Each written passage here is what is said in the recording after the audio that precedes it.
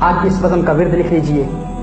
اگر آپ کو دشمنوں کے حملے کا خطرہ ہے کہ آپ کا کوئی دشمن آپ پر حملہ آور ہونے والا ہے، حملہ کرنے والا ہے، تو ان دنوں میں فجر کی نماز کے بعد 101 مرتبہ لإیلاف قریش سورہ قریش 101 مرتبہ ہر روز پڑھنے کی عادت بنا لیں۔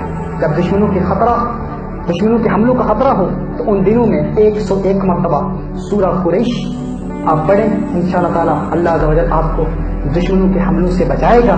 اور دوسرا عمل یہ ہے ان دشمنوں کے پاس پیغام محبت لے کر جائیں اور کر لیں، انشاءاللہ تعالی اللہ عز و جل اس دنیا میں بھی کامیابیاں عطا فرمائے گا اور اخروی زندگی میں بھی انشاءاللہ کامیابیاں اور کامرانیاں آپ کے قدم چومیں گی۔ اللہ عز و جل ہمیں عمل کرنے کی توفیق عطا فرمائے۔